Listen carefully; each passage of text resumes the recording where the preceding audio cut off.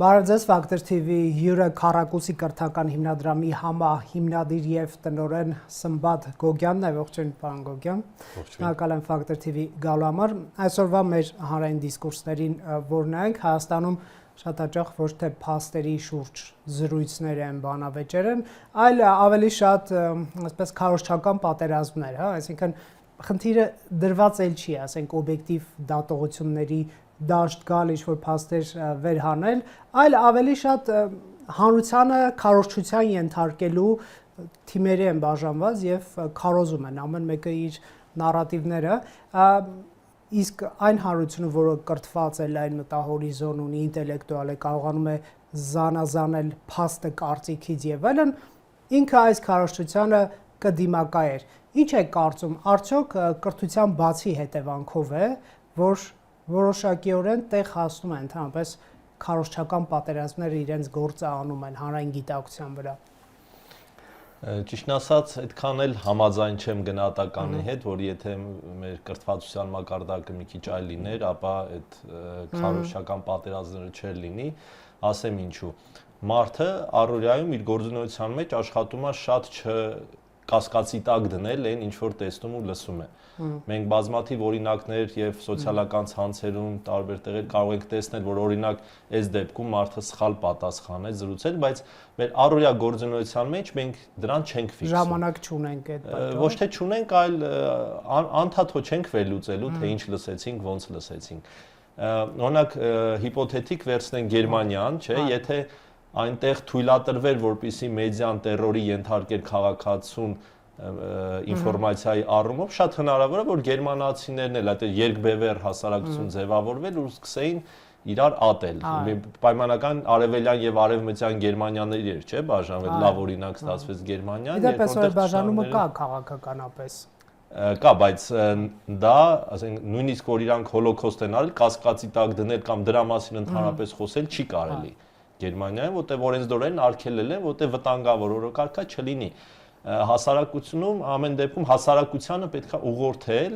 կանոնադրություններով։ Այսինքն պետք է հստակ կանոնակարգվի ոնց պետք է մարդկանց մանիպուլացնել, այսինքն անհնար առանց մանիպուլացնելու, բայց մակարդակը, շեմը, սուտը, ապակատեղծությունը ինչքանը կարող է լրագրություն իրան թույլ տալ որոշ չափի որպես գործիք եւ որ պահից սկսած արդեն հստակ պատասխանատվության պիտի ենթարկվի։ Ինձ էլ թվում է թե մեր կրթական համակարգը չի ձևավորում այսպես լայն մտածողություն ունեցող հանրություն, քաղաքացիներ, որոնք կկարողանային իրենք դիսկուրսի մաս դառնալ, իրենց փաստերով զինված եւ ոչ թե սպառող կդառնային, այլ մասնակից կդառնային զրույցի։ Միևնույնն է, հասարակության մեծ մասը լինելու է սպառող։ Դա պետք չի ակնկալել, որ եթե կրթական համակարգում ինչ-որ փոփոխություն արեցինք եւ քննադատական վերլուծություն ամեն ինչ զարգացրեցինք, հաջորդ սերունդը համատարած սկսելու ամեն ինչ վերլուծել։ Իսկ քննադատական հասարակություն ունենալը իշխանությունն բոլոր ժամանակների ձեռնտու է, այսինքն կրթությունը նման խնդիր իր առաջ դրել է եւ դնում է արդյոք։ Չեմ կարող ասել, դա արդեն քաղաքագետներին երևի ուղղված կլինի, ես սովորական մաթեմատիկոս եմ այդ առումով, բայց ես կարող եմ ասել հետեւյալը, եթե ընդհանրապես կրթությունը, գիտելիքը իսպառ որոշենք, որ այսօրվանից ոչ մեկ չի սովորելու, մենք ունենանք մոտավորապես, ասենք, մեր թվարկությունից առաջ ինչ-որ դարի հասարակություն, այսինքն երբ որ խոսել, բռնել, այսինքն ոչխար մորթել, այդ ամեն ինչը կարողանում ենք, բայց բնազների վրա։ Չէ, այդքան էլ բնազդ չէ, այսինքն մի քիչ կազմակերպվածության մակարդակ, այսինքն ամեն դեպքում տձև տուֆից տուն պատրաստել ցեխով կկարողանանք, այսինքն դրա համար ոչ մի հմտություն առանձնապես պետք չի, այնքան որ կարողանանք խարը վերցնել, ցեխը խառնել, այդ ամեն ինչ էլի, բայց արժեք ստեղծել, հավելյալ արժեք, այն ոնց որ հիմա մենք կարողանում ենք ստեղծել, անհնար կլինի։ Օրինակ, եթե նայենք իմ մորական պապն ու տատը Վրաստանում են իրանց գյուղը բանը Նինոց Մինդայի շրջան հիմա ժամանակին Բագդանովկա Էրզրումից գաղթականներ են ու այդ գյուղի ասենք այն տանը որտեղ իրանք ապրել են իմ մայրը ապրել են մինչև 1960-ականների սկիզբը, տձև քարից պատրաստված քար, այսինքն տան կեսը գոմ, կեսը իրանց 2-3 ննջասենյակը, ոնց արել գյուղով հավաքվել են, չէ, բնակիչներով առանց տեխնիկայի, առանց ինչ որ տեխնոլոգիաների, քարերով, ասենք ամբողջ գյուղը մեկի տունն է սարքել, հետո հաջորդի տունը տենց հերթով շարել են ու գյուղին նայելով զգում ես, էլի, որ սա ավելի հին է, սա մի 10-15 տարի ավելի նոր տուն է ու այդ արդյունքը փոխվում է։ Հետո 60-ականների կեսից գալիս են արդեն հստակ սիրուն ծոմա տաշած քարերով, շիֆերով տնակներով, տանիքով տենց տներն են գա, այսինքն այն մակարդակի մենք կկարողանանք ապրել։ Բայց եթե ուզում ենք շենքեր կառուցել, ավելի շատ բաներ անել, տեխնիկա էքսկավատորով աշխատացնել, չէ, տեղ արդեն հմտություններ են գալիս, ամեն դեպքում կրթությունն է ու գրագիտությունն է բերում նրան, որ միջին ստատիստիկ քաղաքացին կարողանում է շատ ավելի շատ բան անել, քան թե նա կաներ, եթե ընդհանրապես կրթություն չունենար։ Ձեր կարծիքով այսօրվա քաղաքացին իր գիտելիքների պաշարով, իր աշխարհայացքով Հայաստանի Հանրապետության քաղաքացին մրցունակ է թե ոչ։ Մրցունակ ում համեմատ։ Օրինակ եվրոպական երկրներ, եկեք Եվրոպականն էլ բավականաչափ, Մոլդովան էլ է եվրոպական, Ալբանիան էլ, Ֆրանսիան էլ, միջինի համեմատ ինձ թվում է որոշ չափով կզիջենք, կարելի է սանդղակները նայել կրթվածության եւ միջին բարեկեցիկության, տեսնենք Եվրոպայում կրթության ինդեքսով որ տեղում են։ Այդ դա ինչից է որ կզիջենք, որովհետեւ ավելի ապահով զարգացած հանրությունները կրթական ավելի բարձր մակարդակ պետք է որ ունենան, հա, որովհետև իրենք գիտություն, տեխնոլոգիա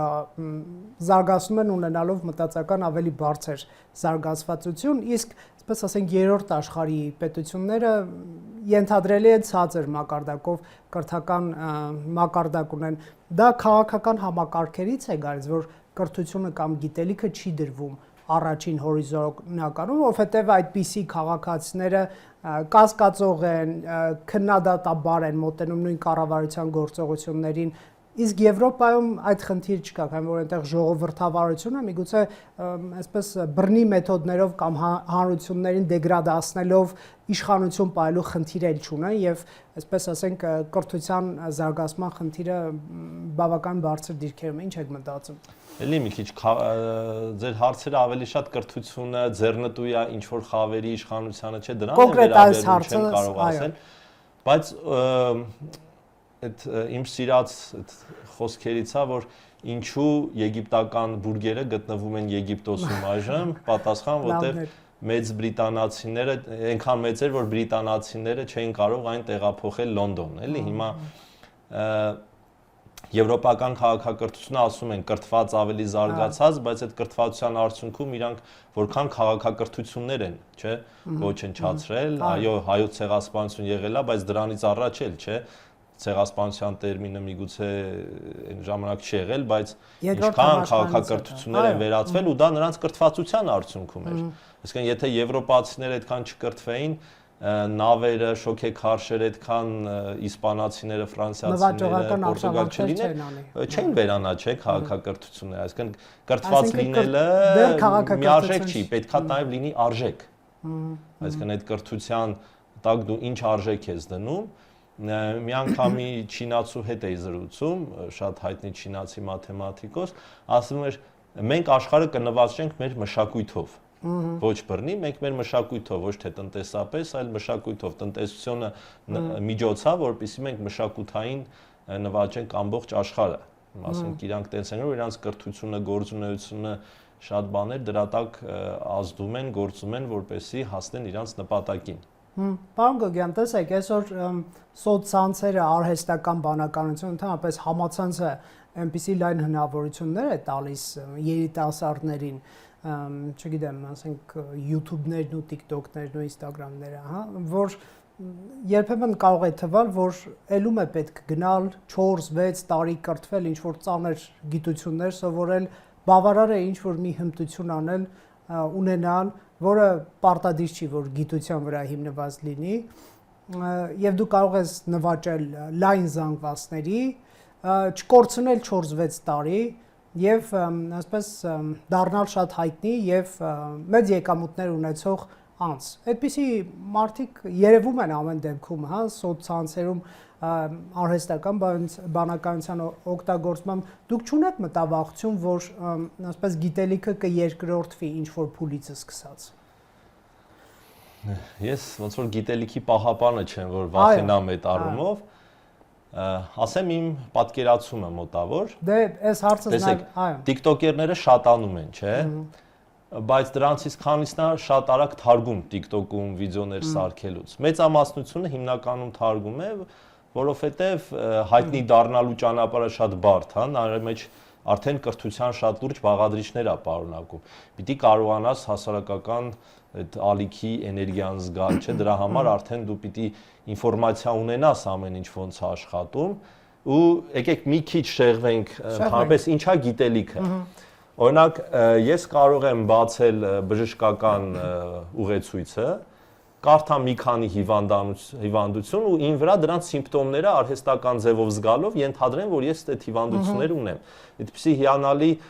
սատիրիկ պատմվածք կա, 3 նավակում չհաշված շունը, այնտեղ հենց տենց էլ սկսում է, ասում է, կարդացի, արդեն ինձ թվում էր, թե ես մահանալու եմ, որտեղ ինչ հիվանդության սիմպտոմ կարդացի, ին վրա զգացի։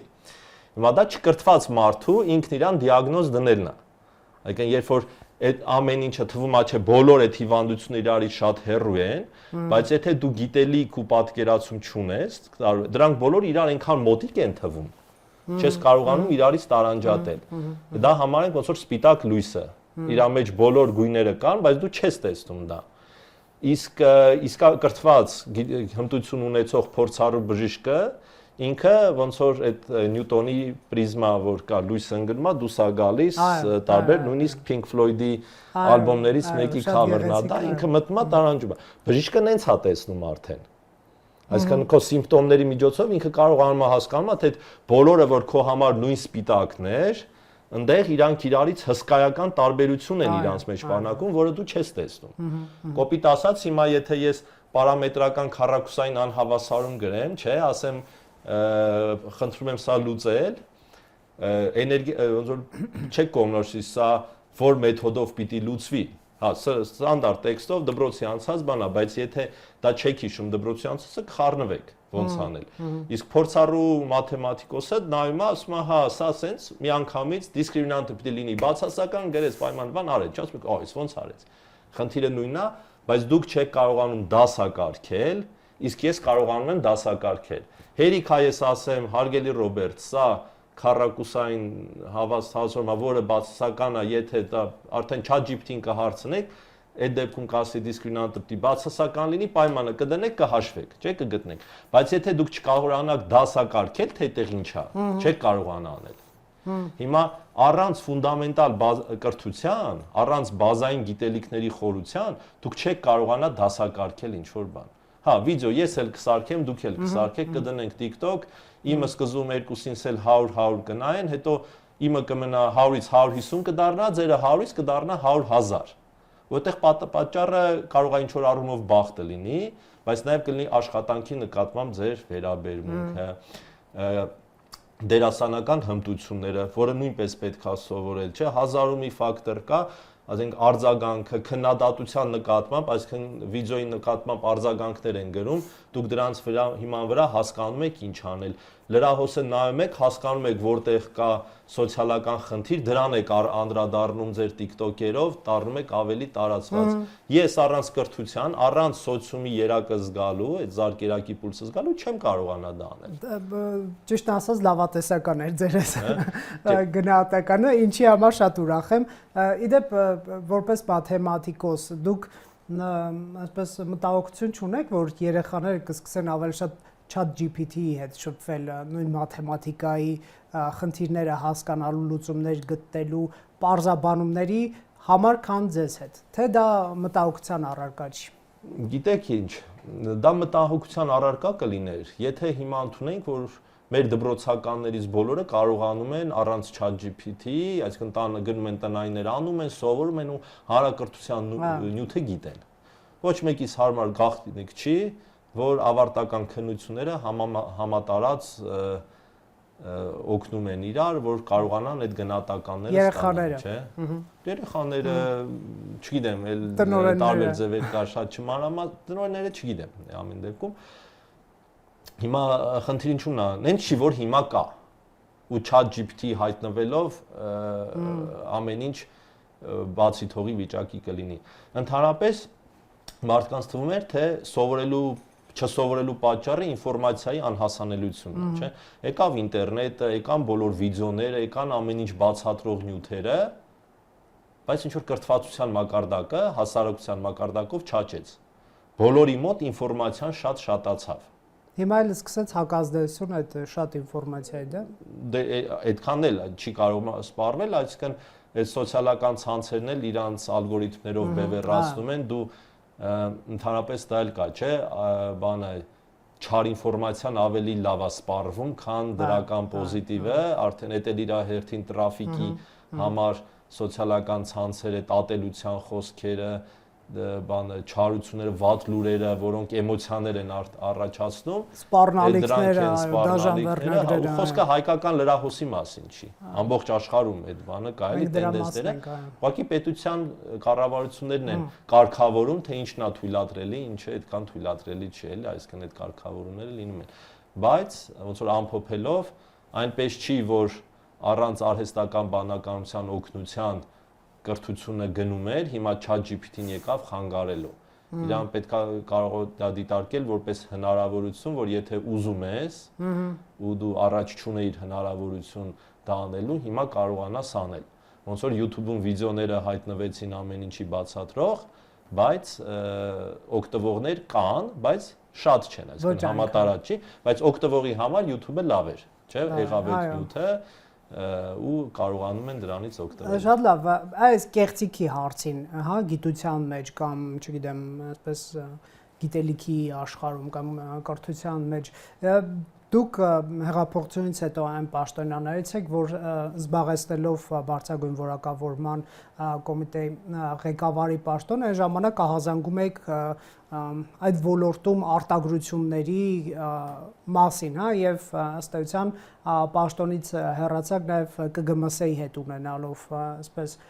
տարբեր հայացքներ առնվազն կամ ահազանգում եք գրագողությունների դեմ եւ մասին, հա, եւ ձեր նախաձեռնությունները ասում եք, որ տեղ չեն հասնում, չեն դառնում օրենքի նախագծեր եւ այլն։ Այն մեր հայաստանյան կրթական համակարգը ձեր պաշտոնավարումը երբ որ կար այդ շրջանից մինչ օրս ինչ որ բան փոխվել է, թե չէ, որովհետեւ դուք այն պաշտոնյաներից եք, որ ասում եք ուզում ենք ինչ որ մի բան փոխել, բայց ԿԳՄՍ-ից այն ժամանակ, հա, աջակցություն չկար։ Նկատի ունեք կրթության ոլորտում, թե գիտության։ Այո, օրինակ, բարձ հարց, արտադրությունները դրանք գիտության ոլորտն է, էլի, շարունակվում են, հանրակրթությունը Եկեք գիտությունից սկսենք, որովհետև ամեն դեպքում այդ ժամանակ բարձրագույն որակավորման կոմիտեն եք ղեկավարում եւ արտադրությունների հարց եք առաջ քաշում։ Ինչ որ բան փոխվել է, թե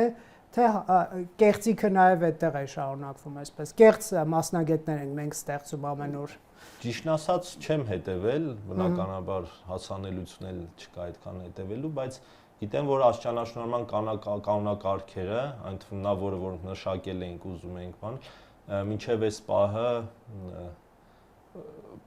հին կանոնակարգով ենք առաջնորդվում, իսկ այն լոկալ ներքին ռեսուրսներով, համակարգով եւ խմբագրվող աստիճանաշնորհման համակարգեր, այսինքն այնտեղ հնարավոր չի այդ միջավայրում ստեղծել փոխել գործերի ընթացքը։ Դու պետքա որ ընդհանրապես որպեսզի փոխես process-ի ընթացքը, պիտի արտաքին միջամտություն լինի ամեն դեպքում։ Ներքին այդ խմորումները չեն կարող բերել արդյունքի, որտեղ արդեն եկել է անդառնալության կետը, այդ առումով եկել էր էլի, թե կոնկրետ ինչա չեմ կարող ասել ինչա տեղ ունենում, բայց ընդհանրապես այդ արտագրելու արատավոր եւ սկզբունքը դպրոցում էլ կա, ամբողջ աշխարհում կա, շատ տեղեր կա, բայց ամեն ինչ չափի մեջ է կարող, այսինքն մենք ասում ենք ամերիկյան ուժեղագույն համալսարաններում բան, չէ, այնտեղ էլ կան անորակ ատենախոսություններ, այնտեղ էլ են պատրաստ պաշտպանվում, բայց եթե այնտեղ 50 լավի կողքին 4-5 հատ վատն է լինում, ապա մեր հասարակությունում հակառակ պատկերը կար, էլի, այսինքն գիտնականը գիտական աստիճան է ստանում, դոկտորի աստիճան է ստանում, բայց իր արած աշխատանքը Հայաստանի իր գիտական հիմնարկից դուրս ոչ միտեղ չի տպագրվում։ Այդ դա շատ կարևոր է, գիտեք, թվում է մենք շատ հաճախ նաև կղզիանում ենք եւ միայն ներքին շուկայի վրա են աշխատում, այսինքն նույնիսկ խնդիր չի դրվում նույն եվրոպական կամ ամերիկյան կրթական համակարգերում դառնալ մրցունակ եւ ի վերջո եթե կրթությունը վերջնարդյունքում օգտակար գործողության գործակից չի ենթադրում, արդյունք չի ենթադրում product, չգիտեմ, IT ոլորտում լինի թե օրինակ պատմագիտության մեջ կամ մաթեմատիկայի, հա, դա ըստ էության անօգտակար մի բան կարող է լինել, եթե մի բան չի ավելացնում, արժեք չի ստեղծվում։ Այս իմաստով ինչ եք դուք տեսնում Հայաստանյան կրթությունը եւ գիտությունը ինչ աստիճանի վրա են գտնվում։ Դե չեմ կարող ասել գիտությունից, մենք պայմանավորվել ենք կրթությունից կխոսենք։ Լավ, եկեք գիտական ոլորտը չեմ կարող այդքան ասել ինչ կլինի, ոնց կլինի։ Հայաստանում փաստա որ գիտական աստիճանները արժեզրկվում են ու ընդհանրապես երբեք էլ չեղավ իմաստը, թե մեր երկրում գիտությունների տեխնացուն ինչու է պետք։ Բացի նրանից, որ համալսարանում դասադոցենտ բան այդ բաները կարողանա ստանա, ինչ, այսինքն Հայաստանում գիտությունների տեխնացուն ինչ է։ Դրա բանը չեղավ էլի բացատրությունը աշխատաշուկայում ինչի համար, այսինքն գիտակ բանը արդյունք տալու, աշխատելու գիտական ոլորտից դուրս էլ ինչ կարող է անել։ Այդ հարցի պատասխանը ոչ մի ձև մեր երկիրը չդրեց, ոչ նպատակը դրվեց, ոչ էլ պատասխանը տրվեց, դրա համար ինքը տենց անիմաստ էլ մնաց ու այս արագացող ու ինֆորմացիայի շրջանառության մրկային տեմպերում բացառված չի, որ ինչ որ բայց հետո ուղակի անիմաստ դառնա, էլ ասեն բան էլի ընդհանրապես բանի տեղ չենք դնում, դա ինչա ոնց է, բացառված չի։ Հայաստանյան մաթեմատիկոսը մրցունակ է, ասենք Շվեդիայում կամ Ֆրանսիայում կամ չգիտեմ եվրոպական միջին որևէ երկրում, այսինքն հայաստանյան գիտելիքները որ գնան այնտեղ կարող են օգտակար լինել, ինչ է կարծում։ Նայած տարիքի։ Ես հենց ձեր մասնագիտության վրա եմ բերում որ նայած տարիքի ասեմ, այսինքն երիտասարդ տարիքում ուսանողական առաջին տարիներում բավականաչափ մրցունակ կարող է լինել, բայց գիտեք ինչ ցավոք սրտի Հայաստանում որ գիտությամբ զբաղվելը բավականաչափ ձեռի հետ է ընկալվել, դա իմ սերունդը բան ճիշտ է, հիմա գիտության ֆինանսավորումը զգալի ավելացել է, օրինակ մարդիկ կոնկրետ գիտեն, որոնք հենց ֆիզիկայի բնագավառում, ասենք մտած ձեռի հետ ծրագրավորում, արհեստական բանականությամբ ինչ որ բաներ էին անում, հիմա աշխատանքից դուրս են գալիս, ասում են պետական գրանտերի միջոցով բավականաչափ փող են տալիս, ուզում եմ գնամ ֆիզիկաս, որ ուզեցել եմ զբաղվել, գնամ դրանով զբաղվեմ։ Իմ սերունդը այդ հնարավորությունը չի ունեցել։ Կամ պետք է ուրիշ ոլորտը թողներ ուրիշ բանով լրիվ զբաղվեիր, կամ պիտի Հայաստանից գնայր, որ քո ուզած բանը գործունեությամբ զբաղվեիր, կամ էլ Հայաստանում sense մի քիչ գիտությամբ զբաղվեիր, մի քիչ էլ ուրիշ բաներով, բայց եթե ձեր ասած շվեդ գիտնական օրական 8 ժամ զբաղվում է իր գործունեության ոլորտը մաթեմատիկա ուսումնասիրելն է, իսկ Հայաստանում շաբաթական 8 ժամ դա է անում մնացած ժամանակ ուրիշ գործում, բնականաբար մրցակցային առումով ժամանակի ընթացքում դու վերանում ես։ Իսկ աշխատավարձերի փոփոխությունը շոշափելի է, որպեսզի գիտությունը դառնա հիմնական զբաղմունք մարդու համար։ Ասում են շոշափելի է, բայց ես չեմ կարող ասել, հա, ես փորձել չեմ կատարում շոշափելու, եկեք հեռու չգնանք, նայենք ֆուտբոլի օրինակը։ Ունենք չէ Հենրիխ Մխիթարյան, որը աշխարհում բավականաչափ ճանաչված ֆուտբոլիստ է, բայց նա որտեղ է իր ֆուտբոլային կրթության առաջին փուլը ստացել։ Ֆրանսիայում, երբ որ իր հայրը Ֆրանսիայում էր խաղում, միգուցե հիմա որոշ մանրուքներ սխալվեն, բայց դա ա եղել իրականություն։ Միթե Հայաստանում գնդակ ավելի կլոր բան ծուռ ավելի, քան Ֆրանսիայում, թե մեր Հայաստանում ֆուտբոլի ակադեմիաները, չէ, ֆուտբոլի դպրոցները, թիմեր, ակումբները, իրանց միջավայրն ու աշխատավոճն է այնպիսին, որ Հայաստանում փոքր երեխան աճելով դառնալով 15 տարեկան ինքն էլ մրցունակ չի, պայմանական հենց Շվեդիայի 15 տարեկան ֆուտբոլիստի հետ։ Մեթոդներն են հնացած, թե գիտելիքն է ժամկետ անցած։ Դրանք բոլորը նույնն են։ ԽՍՀՄ-ից մնացած գիտելիքն է դեռ մեր Դեռ ԽՍՀՄ-ից մնացած գիտելիքն էլ փոխվում է, չէ՞, այսինքն եթե կառույցը չի հիմա դուք սովետից մնացած տեխնիկայով չեք նկարահանում, չէ՞։ Եթե նպատակ ունեք մրցունակ լրատվամիջոց լինելու, սովետի տեխնիկան հանում եք, բերում եք նոր տեխնիկա։ Անցնում է մի քանի տարի հետո այդ տեխնիկան էլ եք հանում նորը բերում, չէ՞, անընդհատ դա հենց մրցունակ եւ պիտանի գործունեություն, այսինքն եթե ուզում ես քո արդյունքը բանի պետք լինի ու երկարաժամկետ պլանավորում ես, ոչ թե քերող գործունեությամբ, դու անընդհատ թարմացնում ես եւ մեթոդներդ եւ այդ ամեն ինչը։ Իսկ մեր դպրոցները,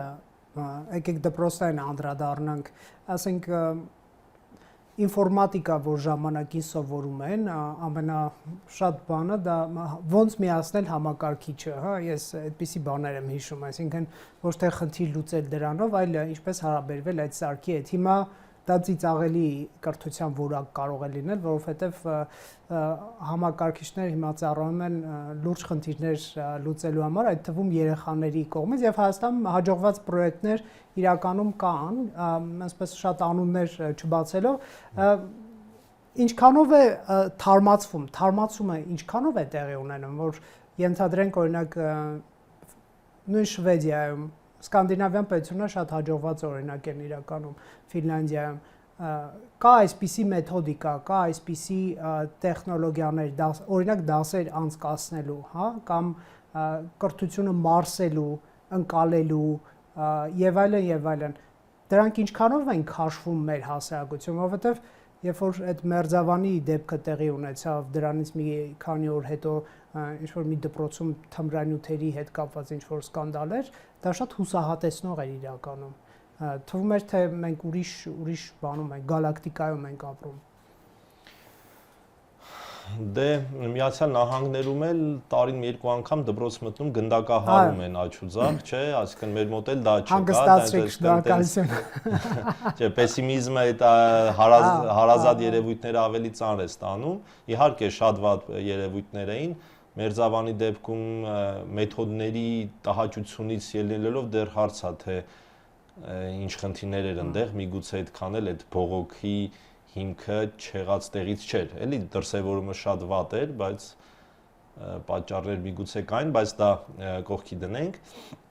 Տեսեք, իմ երեխաները սովորում են 3-րդ եւ 2-րդ դասարան ավարտեցին սովորական պետական դպրոցում, ասեմ, որ դժգոհ չենք իրանց տեխնոլոգիայի եւ թվային գրագիտություն եւ համակարգչային գիտություն առարկաների գիտելիքների, իհարկե միգուցե առաջին դասը համակարգիչը միացնելու մասին է, բայց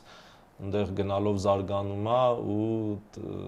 թվային մեթոդների հետ ինչ որ ձևի նաև սովորում են, էլի հիմա եթե գնանք սալոնից նոր մեքենա վերցնենք, էլեկտրամեքենա, բացառված չի, որ առաջին տողում գրած լինի մեքենան միացնելու համար բանալին սխմեք այս կոճակը, չէ, պարտավոր են դա գրել, նույն ձևի դասագրքերում, դրա համար դենց եթե վաղը մյուս օրը մեկը Facebook-ում նկարքցի թե ԹԳՀԳ 3-րդ դասարանում համակարգիչ միացել են սովորացնում, դա չի կարող չլինել դրա մասին, էլի, այսինքն ուղղակի հիմիկվա երեխաները արդեն համակարգիչներով ուրիշ բաներ են անում, չգիտեմ, տեքստ են հավաքում կամ չգիտեմ։ Հա, կարողանում են հավաքել, այստեղ շատ կարևոր բան կուզենայի առանձնացնել, տեսեք, հենց Շվեդիա, Նորվեգիա, որ ասում եք, տենդենսը իրանց ոնց նա կրթության հատկապես ChatGPT-ի այս արհեստական բանակության հայտնվելու արդյունքում ոնց որ արդեն գնահատականի համար, թեստ լրացնելու համար սովորել ամբողջը անցնելու է երկրորդ պլան։ Այսինքն այդ ամեն ինչը դառնալու է բավականաչափ անիմաստ, որովհետև եթե իմ սերունդը նեղոսի երկարությունը իմանալու համար պետք է ատլասը բացեինք, նայեինք, դրա համար ավելի լավ էր հիշեինք, որ մի 3000 կիլոմետր աշխարհի ամենաերկար գետը, հիմա ընդամենը մի րոպեում կարելի է Google-ում գրել բան, իսկ հիմա ընդհանրապես կարելի է նեղոսի մասին ռեֆերատ գեներացնել 2 րոպեի ընթացքում, տպել, չէ, ու տանել ներկայացնել, ինֆորմացիայի քաղման եւ այդ ամեն ինչը վերանալու է, որպես պահանջ գիտելիք ունենալը, արդեն վերանում է։ Գիտելիք ունենալու պահանջը վերանում է։ Հա, զուտ որպես գիտելիք։ Առաջանալու ավելի մեծ պահանջ թե ինչու է տենց։ որը ուսուցիչը էլ դասի ավանդական միջոցներով փոխանցել չի կարողանա։ Հին հռոմեական, հին հունական դպրոցներում ոնց էր, չէ՞, այսինքն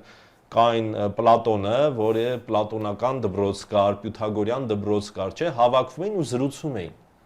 Այսինքն դրա միջոցով էին իրանք ճանաչում, հասկանում, տարածում, ու այդ մոդելը շատ հնարավոր է, որ դառնա դոմինանտ կրթության առումով, այսինքն հենց Նորվեգիայում օրինակ 2022 թվականին դպրոցականների միջազգային օլիմպիադան մաթեմատիկայի Նորվեգիայում էր, որ գնացել էինք, մեր գիդը Վադիմը բան էր, ռուս էր, որը Նորվեգիայում էր ապրում, ասաց մանկավարժական համալսարանում սովորում, ուսուցիչ է դառնալու, 6 տարի արդեն սովորել էր, հələ 2 տարի էլ պետք է սովորեր, որ գնար, ասաց դասավանդելու եմ երգեցողություն, երաժշտական գործիք էլ պիտի իմանար նվագել սովորում էր, գիտար, մաթեմատիկա, պատմություն։ Այդ 3 առարկա ասում եմ ես պետք է սովորեմ, հիմա մենք կմտածենք, որ դասատու չունեն դրա համար են, էլի տենց անում, բայց ոչ։ Ինքը այդ ընդհանուր աշխարհայացքի այնպիսի մակարդակ պիտի ունենա ուսուցիչը, որ երեխաների հետ զրուցելով նրանց զարգացնի։ Ոչ թե մաթեմատիկայի վարժություն լուծելով ուղակի զարգացնի, այլ այդ խելացի մարդու հետ լսելուց սովորում ես, չէ՞, նույնիսկ եթե ինքը չպատմի դաս, այսինքն ոչ թե դասի մակարդակի պատմի, այլ ուղղակի զրույցի մակարդակով դու բավարարվածություն ես ստանում, ասում ես, այ հավես էր, չէ՞, այսինքն այդ դրան պիտի գա կրթությունը, մնացածը դառնալու է ֆիքսվելու է, որ անիմաստ է։ Ոչ թե դառնալու անիմաստ, ֆիքսվելու է, որ անիմաստ է։ Անիմաստ է հիշել, ասենք Սալվադորի մայրաքաղաքը որն է, որովհետև կարևորը դա չի, կարևորը երևի արդեն վերլուծական միտք ունենալու է։ Սալվադոր պետությունը ինքը ում անունով է, չէ՞, այսինքն ինքը մի քանի պետություն կա, որոնք մարդկանց անունով են, Սալվադորը, էտով է, ինչի համար։ Հենց ուսումնասիրում ես, դու հասկանում ես այդ դարերին նվաճողական պատերազմները, չէ՞, ասենք դեպի Հարավային Ամերիկա, որ եղել է, այդ ամեն ինչը սկսում ես հասկանալ, բայց եթե ընդհանուր Այդ էլ իմ սիրած հարցերից է, ես երեխաներին հարցնում եմ, ասենք ավագ դպրոց, միջին դպրոց, լավ 150 տարի առաջ ձեր կարծիքով տները ոնց էին լուսավորում, ես լամպերով էր, լույսերով էր, թե ոնց էր, էլեկտրականությունը երբ առաջացել, ու տոտալ գաղափար չունեն, թե երբ է մոտավորապես, այսինքն ոնց են եղել մեր տները 150 տարի առաջ, գաղափար չկա, ում է պետք լիքը բաներ սովորել իմանալ, երբ որ դու պատկերացում չունես, թե մարդկությունը տեխնոլոգիական այդ զարգացման որ փուլերում ինչերի է հասել։ Դու կարող ես միայն նեղ քո մասնագիտական ֆունկցիաները կատարել, բայց ընդհանուր էրուդիցիա չես ունենա։ Հմտություն ունենալ, ինձ լավ տեղ բերեցիք, որ կրթությունը, այսինքն դիսկուրսների մեթոդիկան է, արդյունավետ կրթությունը այդ մեթոդիկան է վերցնում եւ Սա շատ նպաստավոր կարող է լինել ընդհանրապես հասարակությունների զարգացման համար։ Առաջին հարցս մեր հանրային դիսկուրսների որակն էր եւ, այսպես ասենք, տարբեր քաղաքական խմբերի կողմից թիրախավորումը մարդկանց գիտակցությունը, եթե ձեր ասած մեթոդիկան, օրինակ, ներառվի դիսկուրսների հիման վրա նաեւ կրթության փոխանցման, միգուցե դա էլ նպաստի, որ յուրաքանչյուրը ունենա իր յուրաքանչյուր դաշտային աշխատանք կատարի փաստեր հավաքելու դրանք վերլուծի, կարողանա վերլուծել, փաստերը համադրել իրար, հետևությունների գալ եւ ձևավորել սեփական տեսակետ։ Տեսակետ գիտելիքի տեսքով, հա, ձեր ասած պարագայում, իմ ասած պարագայում քաղաքացիական կեցվածքի տեսքով, այսինքն եթե մենք կարողանանք հասնել նրան, որ մեր կրթությունն էլ կարողանա դիսկուրսների վրա ձևավորվել, այսինքն ոչ թե պարտադրանք լինի, որ գնա ասենք Սայատնովայի 7 բանաստեղծություն սովորի արի եւ առոգանությունը գեղեցիկ չէր եւ այլն, մի քիչ այլ բովանդակություն եւ տրամաբանություն դրվի գիտության մեջ, միգուցե հասարակությունը ավելի դիմադրունակ լինի, թե մանիպուլյացիաների դեմ եւ քաղաքացիական գիտակցությունը ավելի բարձր։ Միգուցե ու այդ ուղղությամբ հիմա 7-րդ դասանից սկսած աշակերտները տարվա մեջ գոնե մի նախագծային աշխատանք պիտի կատարեն, իրանք ընտրում են առարկան, կարող է լինել նաեւ միջառարկական ու խմբային կարող ասեմ 6 երեխա նույն դասանից անում են այսինչ նախագծային աշխատանքը։ Բազմաթիվ դեպքեր են, որ ուսուցիչները ինձ հարցում են, որ թեմա խորհուրդ կտակ, օրինակ ինչ կարելի անել ու կախված որտեղ են բնակվում, ինչ են անում երեխեքի նախասիրություններից, ինչ որ խորհուրդներ տալիս եմ, օրինակ կարող է լինել, որ եթե ինչ որ ասենք գյուղին մոտ ինչ որ բանա որտեղ պատմամշակութային բաներ կան, ասենք ձեր տարածաշրջանի պատմամշակութային հուշարձանների մասին ասենք իրանց մասին տեղեկություն, ստեղծման պատմությունը, պատճառները բան, տենց անում են ու շատ հետաքրքիր բաներ, եթե ուսուցիչ անում, բայց այդտեղ հետեւյալ խնդիրը կա։ Ուսուցիչը դրա անելու պահանջը պիտի հասկանա ու նպատակը։ Իմաստը որն է, այո։ Այսինքն, եթե ուսուցիչը ոնց որ այդ ավանդական իր դասը լավ անել էս թեման փոխանցելն է, չի ստացվում։ Ու մի հատ շատ մեծ խնդիր մենք ունենք, որը ես չգիտեմ ոնց պիտի լուծվի, ուսուցչական կազմը բավականաչափ տարիքով է, ինչը բերում ուն որում ճնշող մեծամասնությունը կանայք են, տղամարդիկ չկան, ինչը բերում է խզում դեռահաս տղաների եւ նրանց ուսուցիչների միջև 14 տարեկան տղան եւ 50 տարեկան, այսինքն համատարած 50 տարեկան, էլի, նեն չի որ 1-2-ն են։ Լավագույն դեպքում նվազում, այսինքն շատ մեծ խզում կա աշխարհայացքի պատկերացումների կյանքի տեմպի ընկալման խնդիր։ Այսինքն այդ խնդիրները շատ լուրջ են ու ասենք այդ դեպքում ոնց երեխան միգուցե կուզենա վիդեո սարքեն, TikTok գցեն իրանց աշխատանքի մասին, բայց արդյոք ուսուցիչը պատրաստ է որպեսզի ասենք իրանց դասը բաղկացուցիչ իրանց դասի բաղկացուցիչ մաս լինի նման բան սարքելը։ Եվ TikTok-ը կամ Instagram-ը հետիկոսություն չհամարվեր։ Ասածս է դա, որ աշխարհը ընկալում է, էլի, ես էլ TikTok-ին դրական վերաբերմունք չունեմ որպես այդպեսի։ Մի քանի օր առաջ բաներ եկել, մի չինացի հայտնի գիտնական TikTok-ում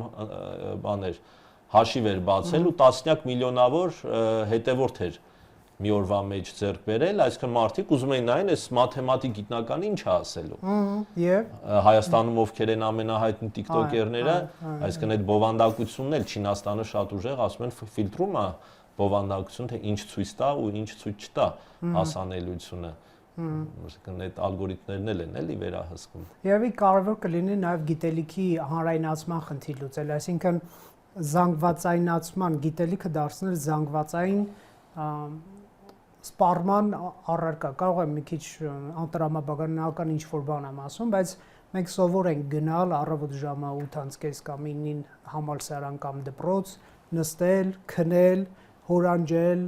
գնալ հաց ուտել, դասամիջոց անել, գալ, պատերի տակ ծխել եւ այլն եւ դա համարել կրթություն միշտեր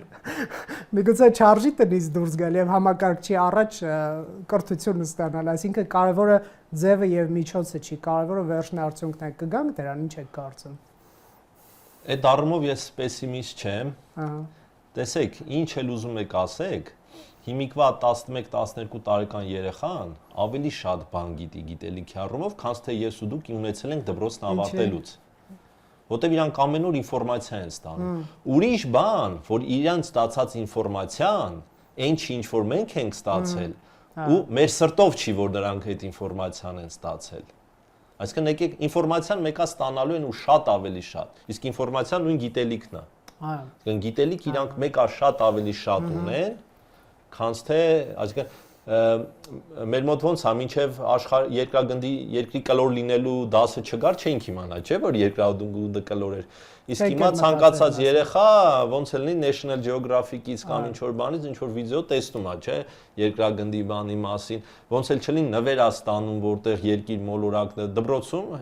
երկու երեխաս էլ երկրորդ դասանում այդ թեման անցել են։ Պլաստիլինից արգակնային համակարգ են պատրաստել, այսինքն այդ ամեն ինչը շատ ավելի արագ ու հեշտ են իրանք ստանում։ Ուրիշ բան, այդ ինֆորմացիան տարբերվում է մեր ստացածից,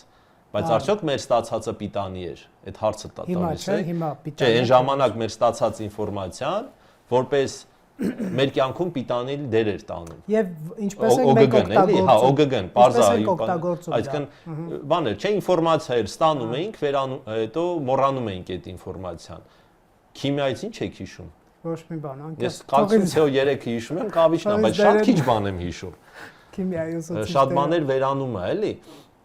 Բայց եթե հենց քիմիայի դասում քիմիական հիմնային միջավայրերը, որ բերենք ստամոքսի հետ կապեինք, դիֆուզիան հիշում եմ, բայց թե դա ֆիզիկայից է։ Դիֆուզիան էլ կարելի է օգտագործել, դա դիֆուզիան, երբ երկու նյութ իրար միախառնվում են, իրար հետ սահմանի մոտ բան են լինում, խառնվում են,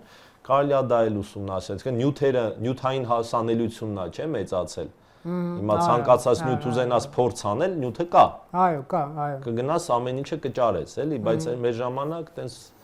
լաբորատորիաներ չկային, նյութերը չկար, չէ, անելու համար։ Հիմա այդ ամեն ինչը կա, հասանելիությունը կա, անողներն էլ են հաստատ ավելի շատ, քան թե այն ժամանակ էին անում։ Բայց չենք գնահատում։ Հատկապես միջնադարում, այսպես ասենք, պայծառ ուղեղները միշտ գրոհի են, չէ, ենթարկվում եւ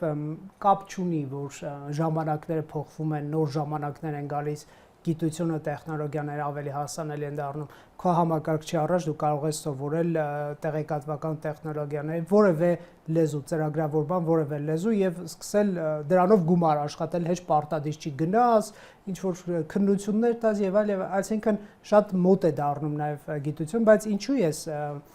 այդ միջնադարը հիշեցի 18-ից հետո, պարոն Գոգյան, որ դուք բոկ նախագահ եք ընտրվել, ձեր դեմ ահավոր գրոհներ կա, ես հիշում եմ, ընդ որում